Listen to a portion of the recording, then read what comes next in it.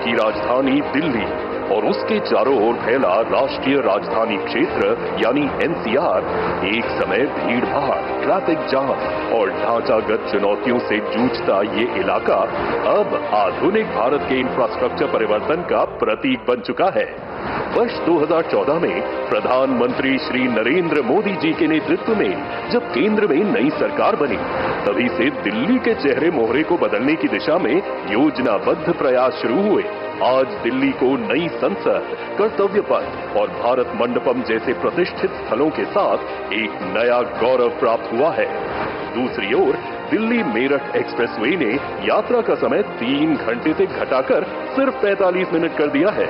Eastern peripheral expressway ने राजधानी से भारी ट्रैफिक का दबाव हटाया है। इन परियोजनाओं ने न सिर्फ कनेक्टिविटी को बेहतर बनाया है, बल्कि प्रदूषण और समय की बर्बादी भी कम की है। ये सिर्फ निर्माण नहीं है, ये राष्ट्रीय राजधानी के भविष्य को फिर से गढ़ने की दिशा में लिया गया एक निर्णायक कदम है। यही है गेम चेंजिंग कनेक्टिविटी जो दिल्ली को वर्ल्ड क्लास कैपिटल बनाने की राह पर ले जा रही है। सरकार दिल्ली को विकास की ऊर्जा के साथ एक आधुनिक शहर बनाएगी। मोबिलिटी और इंफ्रास्ट्रक्चर पर ढेर सारा काम हो। सबका साथ, सबका विकास, पूरी दिल्ली का विकास। इसी क्रम में आज प्रधानमंत्री श्री नरेंद्र मोदी जी 11,000 करोड़ की लागत से बनी 2 महत्वपूर्ण राष्ट्रीय राजमार्ग परियोजनाओं का लोकार्पण कर रहे हैं। ये हैं द्वारका एक्सप्रेसवे का दिल्ली खंड और अर्बन एक्सटेंशन रोड 2 के 4 खंड।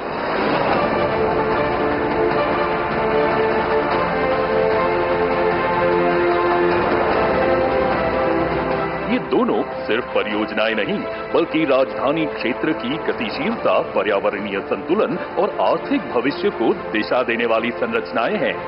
दिल्ली गुरुग्राम के बीच रोजाना 3 लाख से अधिक वाहन NH-48 से गुजरते हैं। इस दबाव को कम करने और वैकल्पिक सिग्नल रहित मार्ग देने के लिए द्वारका एक्सप्रेसवे बनाया गया है। शिव मूर्ति के पास बना मल्टी लेवल इंटरचेंज इसका सबसे जटिल हिस्सा है, जिसमें NH-48 के ऊपर पुल और नीचे 2 स्तरों पर अंडरपास बनाए गए हैं।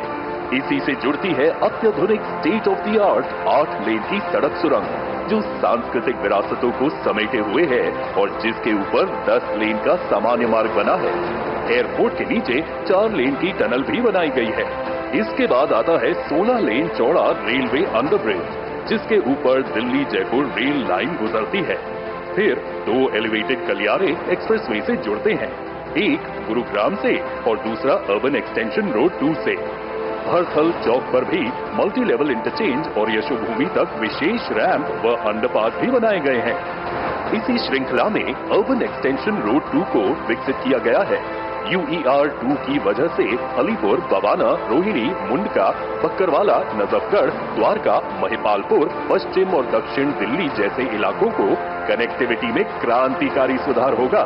साथ ही 2 लिंक रोड के माध्यम से सोनीपत और बहादुरगढ़ को भी इससे जोड़ा गया है। ये हाईवे दिल्ली को NH-44, दिल्ली पानीपत, NH-9, दिल्ली रोहतक और द्वारका एक्सप्रेसवे से जोड़ता है।